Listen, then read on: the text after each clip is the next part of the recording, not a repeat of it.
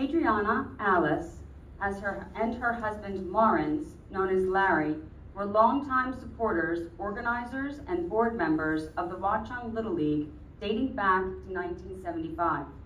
After the league somewhat dissolved and the fields fell into disrepair, she and her husband worked diligently to reach out to all local businesses and to professional baseball players to gain support financially as well as promotionally to put the Watchung Little League back on the map. Alice went door to door, day after day, in support of the league and fought hard for every dollar that enabled her to get fall uniforms for all the children, along with custom team jackets for all the coaches and all the much needed equipment to get the league up and running. The children would line up outside of the Olejar home in the months leading up to opening day for the anticipated uniform measuring in her dining room. Alice, with tape measure in hand, would take the entire day, one by one, getting all of the kids measured, and when they returned excitedly to pick up their uniforms, she had them ready for each player, including a detailed instruction sheet on how to wash and care for them. Alice recalls that not every mom was particularly pleased by the washing instructions, but her goal was to make sure that every child felt special, cared for, and proud. The Little League was all about bringing community together and making sure that all children of Watchung had the best that there was to offer. Larry Jr. recalls how their home on Wildwood Terrace was a constant flurry of activity, with people coming and going, and his dad and mom cooking and feeding all who came to their home for endless meetings and planning, just for the league. Every team uniform had a community business sponsor and two special numbers. Number 45 for Alice's favorite New York Mets player and supporter, Tug McGraw Jr., who was known for his famous phrase, "You gotta believe." And number 23, Watchung's very own Bobby Thompson, who was known for the 1951 shot heard round the world, when the New York Giants player hit a 3-run homer that won the National League pennant. Alice and Larry loved baseball and the American spirit. They worked hard to get necessary repairs for Phillips Field, with contractors coming and going, with trucks and equipment necessary to make the field safe and playable.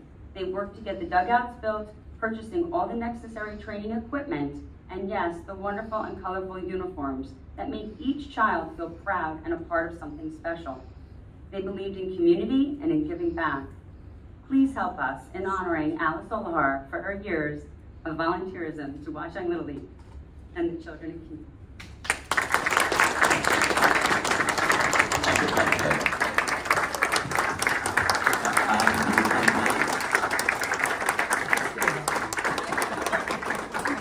Thank you, everybody.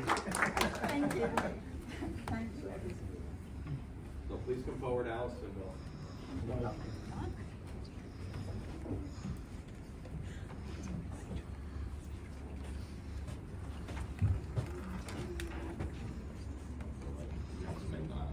I'll read the certificate to you.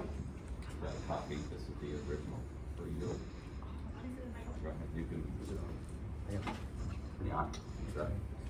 Yeah. Adriana Alice Olejar, on this 6th day of April 2023, for the many outstanding contributions and many years of volunteerism to the Watchung Little League, the children and community at large. The mayor and council and the president of the Little League extends best wishes in all your future endeavors. Thank you very much. Thank you so much. We have so much to live up to your great example. So. Oh my God, is that beautiful? Thank you. Thank you, and please take a look at these beautiful photos. Yeah, and please look at the photos, guys. I mean, a lion's share of work that went into this, and our elves work behind the scene, I think. Sure. There's my voice. Yeah, there's everybody. I'm Diane Fahmy. I live down the street from Alice at 58 Wildwood Terrace, and definitely became more interested in the history of Watchung. Number one, because I do live in the old Perry home, as I'm constantly reminded. And then Alice up the street has an extensive history here in Watchung. And just knowing Alice for over 20 years and listening to the stories she's always told me about this, and seeing all the pictures when we looked through her photo album after her husband passed away over 15 years ago, I think. So always talked about him and everything, all the efforts they did. And looking through the albums, I couldn't believe it. And I said, how come I don't know anything about this? And why isn't your name on the bridge? Or, you know, like, what's going on? And, you know, so I... Are you responsible for this? Quite possibly. So, but, and Christine, of course, helped make this happen. And it was wonderful, though, because I found this one picture that was blown up with 3 of the players, one very young player, and I turned the picture over. On the back, there's many pictures, Bobby Thompson sending the first pitch, them breaking, you know, the fields to build them. But this one picture had a name that I recognized, so I called up this young boy, who is now a man, and asked about it, and he immediately, and I'll try to be brief, but said, gave me this quick story about that he was not even on the team, he was a team mascot, and while Alice had everybody in uniforms and, you know, everybody playing, she saw him sitting there and said, you know, come with me, which you wouldn't be able to do these days, but, you know, over to the trunk of the car, and pulled out a uniform and made him the official mascot of the team. And that child, Yes, his brother played, I think, or his father was one of the coaches, and he, that's okay, he told me how that experience actually changed his life and transformed him as to be a part of the community and part of the team, and how much that meant to him. And once I heard that, I said, aside from all the stories I would hear from Alice about all the things that you talked about, and they were great stories, yeah, I knew that, you know, this had to happen for them. So it's really Thank great. you. Thank you.